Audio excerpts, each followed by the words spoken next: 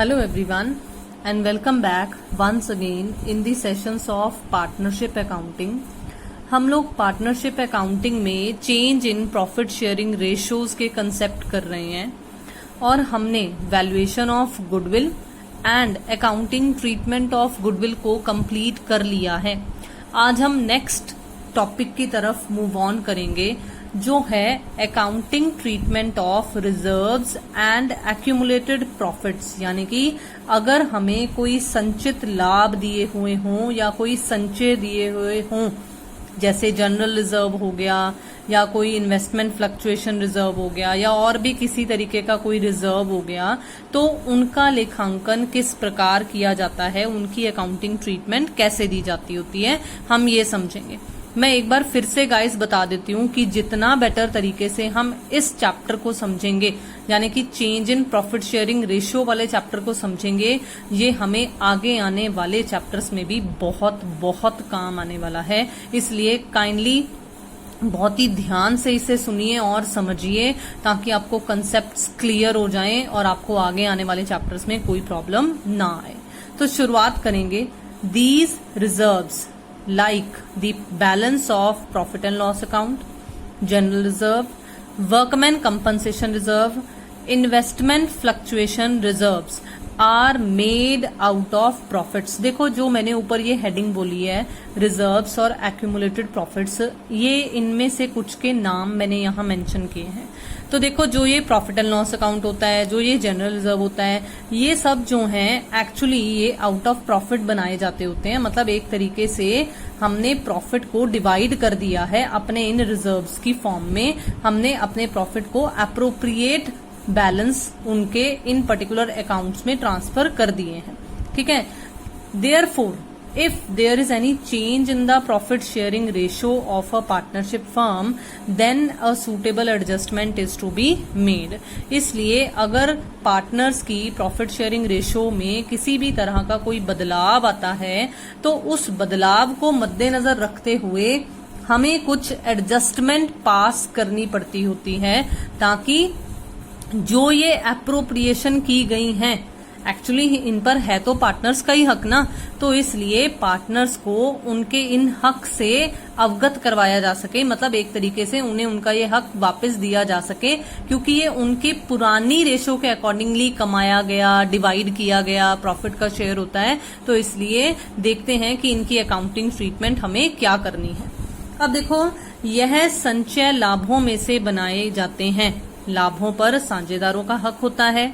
यदि इन संचित लाभों का प्रयोग नहीं किया गया है, ये वेरी वेरी इंपॉर्टेंट कंसेप्ट है, ये आपको वर्कमैन कंपनसेशन रिजर्व के केस में और इन्वेस्टमेंट फ्लक्चुएशन रिजर्व के केस में ये लाइन, ये पॉइंट बहुत काम आने वाला है कि अगर इन संचित लाभों का हमने प्रयोग नहीं किया है, मतलब इनका इस्तेमाल अगर नहीं किया है, ये ऐसे के ऐसे ही फ्री पड़े हैं हमारी बैलेंस शीट में, तो लाभ हानि के अनुपात में किसी प्रकार का अगर बदलाव हुआ हो तो हमें उचित समायोजन, मतलब एक एप्रोप्रिएट एडजस्टमेंट करने की जरूरत होती है।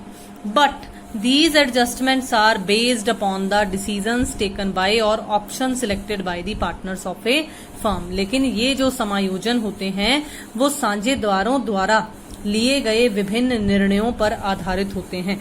तो आज का हमारा जो ये सेशन रहेगा इसमें बेसिकली हमने ये ऑप्शन ही डिस्कस करने हैं और इन्हीं ऑप्शंस के बेसिस पर हम कुछ प्रैक्टिकल क्वेश्चंस भी देखेंगे। देखो सबसे पहला ऑप्शन क्या है। पहला ऑप्शन है when reserves and accumulated profits or losses are to be transferred to capital account। यदि संचयों या संचित लाभ हानि को पूंजी खातों में हस्तांतरित करना हो, ट्रांसफर करना है पार्टनर्स के कैपिटल अकाउंट या करंट अकाउंट में, तो क्या होगा। अब देखो या करंट अकाउंट मैंने क्यों बोला, क्योंकि अब आपको पता है कि हम कैपिटल अकाउंट्स को दो मेथड्स से मेंटेन करते हैं, एक फिक्स्ड से और एक फ्लक्चुएटिंग से। तो ये बातें अब बार बार आपको बताने की या रिपीट करने की जरूरत आई डोंट थिंक के पड़नी चाहिए। अब देखो in such case these balances are transferred in the old ratio of the partners। बस यही एक इम्पॉर्टेंट लाइन है जो आपको क्लियर होनी चाहिए, जो आपको याद होनी चाहिए।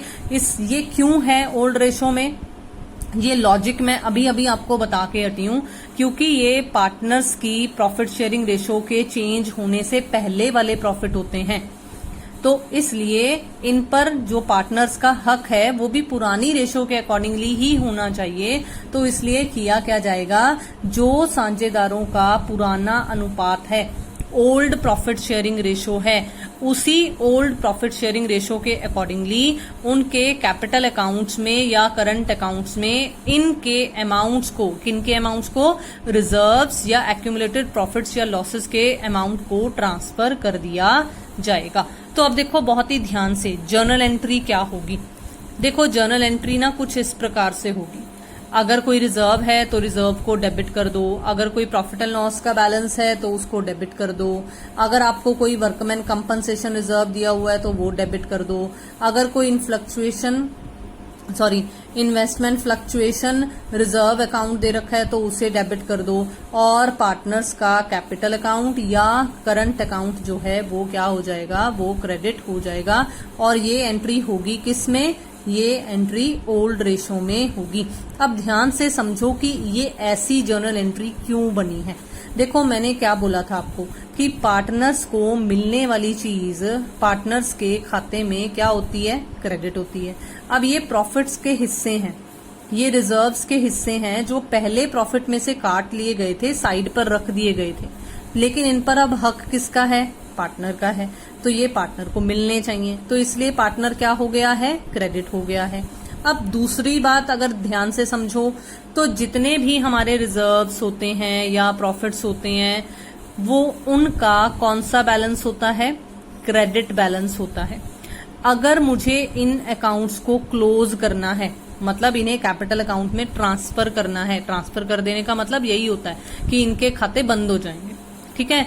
अगर इनके खाते मुझे बंद करने हैं तो मुझे एक ऑपोजिट इफेक्ट डालना पड़ेगा। इसका मतलब मुझे इन्हें क्या करना पड़ेगा, डेबिट करना पड़ेगा। इसीलिए ये सभी यहाँ डेबिट हो रहे हैं और पार्टनर को मिलने वाली चीज है ये, तो पार्टनर क्या अकाउंट हम क्रेडिट कर रहे हैं। आई होप कि ये जर्नल एंट्री कैसे फ्रेम की गई है ये आपको समझ में आ गया होगा। यहाँ पर मैं एक छोटा सा नोट ऐड करना चाहूंगी। देखो बहुत ही ध्यान से, हमने हेडिंग दी थी एक्यूमुलेटेड प्रॉफिट्स और लॉसेस। हम प्रॉफिट्स को क्रेडिट साइड पर शो करते हैं बैलेंस शीट की, लेकिन जो लॉसेस होते हैं वो डेबिट साइड, यानी कि एक तरीके से उनका डेबिट बैलेंस होता है, हम उसे बैलेंस शीट की एसेट साइड पर शो करते हैं। जितने भी ये रिजर्व्स होते हैं वो तो लाइबिलिटीज साइड पर होते हैं, और लाइबिलिटीज का कौन सा बैलेंस होता है, क्रेडिट होता है। लेकिन जो ये हमारे एक्यूमुलेटेड लॉसेस होते हैं इनका डेबिट बैलेंस होता है, और ये जनरली हमें एसेट साइड पर दिखती हैं, ठीक है। तो एसेट साइड पर हमें कैसी चीजें दिखती हैं, नॉर्मली ये दो ही आपको ज्यादातर देखने को मिलेंगी, debit balance of profit and loss account या कोई डेफर्ड रेवेन्यू एक्सपेंडिचर जैसे एडवर्टीजमेंट होता है। तो अगर हमें ये लॉसेस देखने को मिले तो जो जर्नल एंट्री हमने ऊपर समझी है ना, उस एंट्री की बजाय एक ऑपोजिट एंट्री पास होगी। मतलब ऐसी एंट्री पास होगी जिसमें कैपिटल्स या करंट अकाउंट्स तो पार्टनर्स के डेबिट होंगे, और जो ये एक्यूमुलेटेड लॉसेस के बैलेंस होंगे ये क्या हो जाएंगे, ये क्रेडिट हो जाएंगे। तो संचित हानियों की स्थिति में एक विपरीत एंट्री पास की जाती है। आई होप कि ये कंसेप्ट आपको क्लियर हो गया होगा, ये आपको समझ में आ गया होगा। अगर आप लोगों ने अभी तक चैनल नहीं सब्सक्राइब किया है तो काइंडली मेरी रिक्वेस्ट है कि जल्दी से ये चैनल को सब्सक्राइब कर लीजिए, बेल आइकन प्रेस करना बिल्कुल मत भूलना, शेयर कीजिए वीडियोस को, लाइक कीजिए वीडियोस को। हम नेक्स्ट हमारे टॉपिक को मूव ऑन करेंगे। जो मैंने अभी अभी आपको समझाया है मैंने क्वेश्चन की फॉर्म में उसे क्लियर करने की कोशिश की है। तो देखो question number 1, A and B are partners in a firm sharing profits in the ratio of 3:2. They decide to share profits in the ratio of 3:4 with effect from 1st April 2018. अब देखो पुरानी रेशो ये है, नई ratio 3:4 है। इस date को एक क्रेडिट बैलेंस पड़ा था, क्रेडिट है तो उसे खत्म करना होगा तो क्या करेंगे, डेबिट करेंगे। लेकिन देखते हैं कि हमें क्वेश्चन में आगे क्या कह रखा है। 70,000 का balance profit and loss account में पड़ा था, हमने नेसेसरी जर्नल एंट्री पास करनी है। हमें क्या एजम्पशन लेने के लिए कहा गया है, हमें ये कहा गया है कि मान लो कि पार्टनर्स डिसाइड करते हैं कि वो इन प्रॉफिट को डिस्ट्रीब्यूट करना चाहते हैं, मतलब they want to transfer these balance या transfer this balance into their capital account. तो यहां पर होगा क्या, हमने जो अभी अभी समझा है कि प्रॉफिट एंड लॉस का क्रेडिट बैलेंस है तो हमें उसे डेबिट करना पड़ेगा, और ये पार्टनर को मिलने वाली चीज है तो पार्टनर्स के कैपिटल अकाउंट में ये क्रेडिट हो जाएगी। अब ध्यान रखना, ये नहीं लेनी है रेशो। ये कौन सी रेशो है, ये तो न्यू रेशो है। हमने अभी अभी सीखा है कि हमने ओल्ड रेशो में ट्रांसफर करना है, एंड ओल्ड रेशो कितनी है, 3:2 है।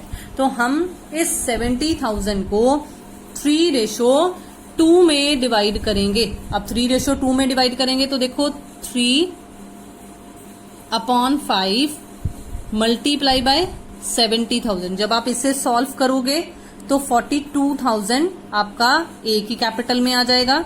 बिल्कुल इसी तरीके से जब 2/5 मल्टीप्लाई बाय 70,000 आप यहां करोगे तो 28,000 बी की कैपिटल में आ जाएगा।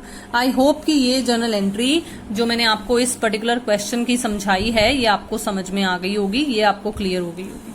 अब देखो हम इसी से रिलेटेड एक और क्वेश्चन स्टडी करते हैं, which is Babita, Kavita and Dinesh were partners in a firm from 1st April 2018. They decided to share the profits in the ratio of 2:3:5. On this date, the balance sheet of the firm showed a balance of 60,000 in reserve and debit balance of rupees 1,20,000 in profit and loss account. The goodwill of the firm was valued at 3,60,000. Pass necessary journal entries. अब देखो पहले question को समझेंगे। 3 partners हैं, एक का नाम है बबीता, एक है कविता और तीसरा पार्टनर है दिनेश। अब देखो 1 अप्रैल 2018 को उन्होंने प्रॉफिट शेयरिंग रेशो चेंज कर ली है, और क्या कर ली है, 2:3:5 कर ली है। क्या आपको क्वेश्चन में पुरानी रेशो बता रखी है, नहीं बता रखी है। और हमने अभी तक जो बेसिक कंसेप्ट्स में पढ़कर आए हैं, जो फंडामेंटल्स में पढ़कर आए हैं और जो यहाँ अब पढ़ रहे हैं, अगर आपने ध्यान दिया हो, ध्यान में रखा हो, तो हमने पढ़ा था कि जब हमें रेशो ना दी हुई हो तो हमने इक्वल पार्टनर्स मानना होता है। इसका मतलब बबीता, कविता और दिनेश तीनों की जो ओल्ड रेशो है वो कितनी हो जाएगी, 1:1:1। न्यू रेशो आपको ये दे रखी है 2:3:5। अब देखो आपको बैलेंस शीट में कौन कौन सी चीजें दे रखी हैं, या यूं समझ लो कि हमने जो नेसेसरी जर्नल एंट्रीज पास करनी है वो किन किन आइटम्स के लिए हमने पास करनी है। देखो एक तो है balance of 60,000 in reserve. Reserves का आप +1 में पढ़कर आए हो, हमेशा क्रेडिट बैलेंस होता है, इसका हमेशा ही क्रेडिट बैलेंस होता है। प्रॉफिट का क्रेडिट या डेबिट हो सकता है। क्रेडिट बैलेंस जैसे हमने अभी अभी ऊपर वाले क्वेश्चन में किया वो प्रॉफिट डिनोट कर रहा था। डेबिट बैलेंस जो यहाँ इस क्वेश्चन में दे रखा है ये लॉस डिनोट कर रहा है, ये लिखा ही हुआ है कि ये डेबिट बैलेंस है। इसका मतलब जब हमने इसको क्लोज करना है इसे क्रेडिट की बजाय डेबिट करना पड़ेगा। किस में करना पड़ेगा, ओल्ड रेशो में करना पड़ेगा, क्योंकि हमारा टॉपिक जो हम आज पढ़ रहे हैं वो हमें यही कहता है कि अगर कोई पुराना रिजर्व पड़ा हुआ है तो उसे ओल्ड रेशो में बांट दो। अच्छा है ये भी पुराना ही, लेकिन ये डेबिट बैलेंस वाला है। इसे क्लोज करने के लिए हमें इसे क्या करना पड़ेगा, हमें इसे विपरीत एंट्री पास करनी पड़ेगी, यानी कि क्रेडिट करना पड़ेगा। अब तीसरा मेन कॉन्सेप्ट क्या है, गुडविल। हम गुडविल की वैल्यूएशन भी पढ़कर आए हैं लास्ट वीडियोस में। हमने गुडविल की अकाउंटिंग ट्रीटमेंट भी समझी है लास्ट वीडियो में। तो इसका मतलब गुडविल की जो वैल्यूएशन हमें दे रखी है वो आपको बहुत बहुत क्लियर होना चाहिए अब कि ये गुडविल बुक्स में शो होने वाली गुडविल नहीं है। ये गुडविल आपको सिर्फ वैल्यूएशन बताई गई है कि जब प्रॉफिट शेयरिंग रेशियो चेंज हुई तो गुडविल क्या वैल्यू की गई, और इस तरह की गुडविल को गेनिंग और सैक्रिफाइसिंग रेशियोज के अकॉर्डिंगली एडजस्ट किया जाता है। तो ये क्वेश्चन जो छोटा सा देखने को लग रहा है आपको, एक्चुअली इसमें 3 अलग अलग कंसेप्ट्स हैं। अब देखते हैं कि इनकी जर्नल एंट्रीज किस तरह से पास की जाएंगी। देखिए फर्स्ट जर्नल एंट्री जो मैंने अभी अभी आपको बताई थी रिजर्व की।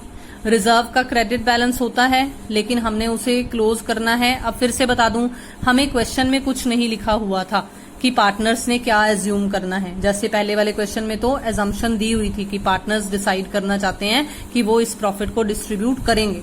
अब जब क्वेश्चन में कुछ भी ना लिखा हुआ हो तो यही मान लिया जाता है कि पार्टनर्स अकाउंट्स को क्लोज करेंगे। इसका मतलब हमने कैपिटल या करंट अकाउंट्स में ट्रांसफर करने हैं। तो रिजर्व्स का क्रेडिट बैलेंस होता है, रिजर्व को हम डेबिट कर देंगे और पुरानी रेशो के अकॉर्डिंगली पार्टनर्स को क्रेडिट कर दिया जाएगा। और पुरानी रेशो क्या थी, मैंने अभी अभी आपको समझाई है, 1:1:1। तो क्या हो जाएगा, ये 60,000 इक्वली तीनों पार्टनर्स में बट जाएगा और हमारे रिजर्व की ये एडजस्टमेंट एंट्री पास हो जाएगी।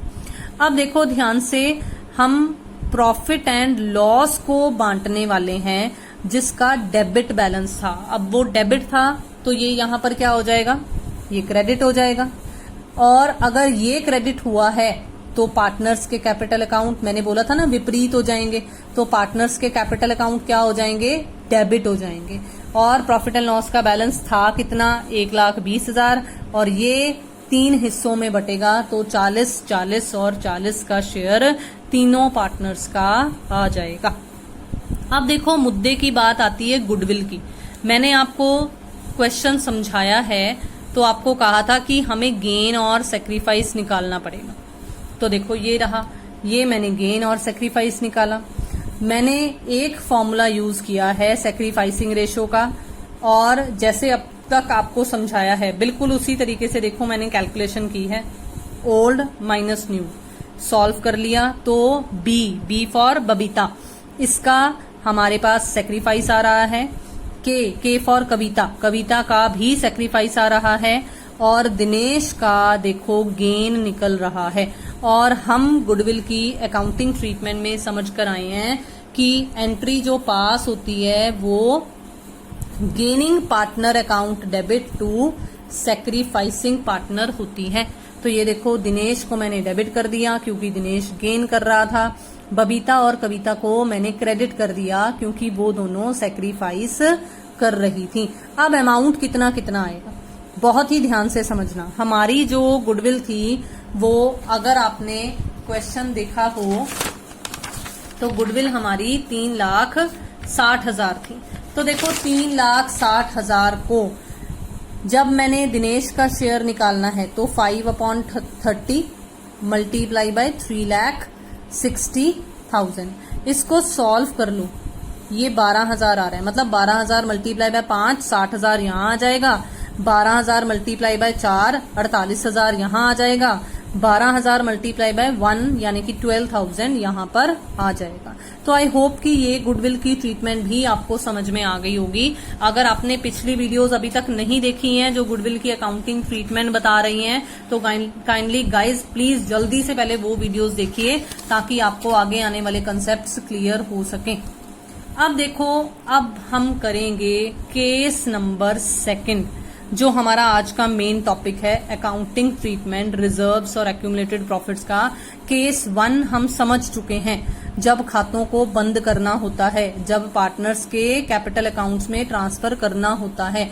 लेकिन यहाँ जो केस 2 है उसमें नॉट वर्ड आ गया है, मतलब जब हमने ट्रांसफर नहीं करना है। तो देखते हैं कि हमें केस 2 में क्या बता रखा है। केस 2 में हमें कह रहा है कि it means partners do not want to close these accounts, मतलब पार्टनर्स जो हैं वो इन रिजर्व्स या जितने भी पुराने हमारे पास एक्यूमुलेटेड प्रॉफिट्स वगैरह बता रखे हैं हमें, वो इन्हें क्लोज नहीं करना चाहते हैं। मतलब ना तो वो रिजर्व को बंद करना चाहते हैं, ना ही वो हमारा कोई प्रॉफिट एंड लॉस का बैलेंस अगर पड़ा है उसे बंद करना चाहते हैं, ना ही वो कोई वर्कमैन कंपनसेशन रिजर्व पड़ा है उसे बंद करना चाहते हैं। देखो वर्कमैन कंपनसेशन रिजर्व होता क्या है, ये होता है कि वर्कमैन के लिए, मतलब जो हम अपने वर्क फोर्स, जो हमारे यहाँ पर एम्प्लॉइज काम कर रहे हैं, कई बार होता है ना कि उनकी सिक्योरिटी के लिए भी हम एक रिजर्व बना के रखते हैं कि अगर जरूरत पड़े तो हमें उन्हें कंपनसेट अगर करना पड़ा तो हम इस रिजर्व में से पैसा इस्तेमाल कर लेंगे। तो एक तरीके से वो कर्मचारियों की क्षतिपूर्ति के लिए एक रिजर्व बनाया जाता होता है। बिल्कुल इसी तरीके से एक इन्वेस्टमेंट फ्लक्चुएशन रिजर्व होता है, जिसमें होता है कि अगर मैंने कहीं कोई इन्वेस्टमेंट की हुई है, मतलब कहीं कोई पैसा निवेश किया हुआ है, मार्केट में उतार चढ़ाव की वजह से हो सकता है कि मेरा पैसा बढ़ जाए, हो सकता है मेरा पैसा डूब जाए। तो पैसा जरूरत से ज्यादा अगर डूब गया तो मुझे एकदम से बहुत हानि सहनी पड़ेगी। तो उस केस में भी अपने बचाव के लिए हम एक इन्वेस्टमेंट फ्लक्चुएशन रिजर्व बना सकते होते हैं।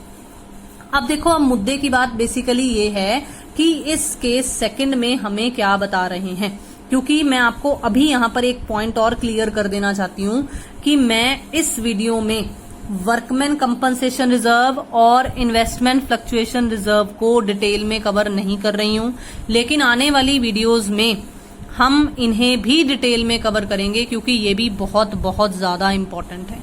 ठीक है, अब देखो, अब मैं आपको ये बताऊंगी कि पार्टनर्स इन खातों को बंद नहीं करना चाहते।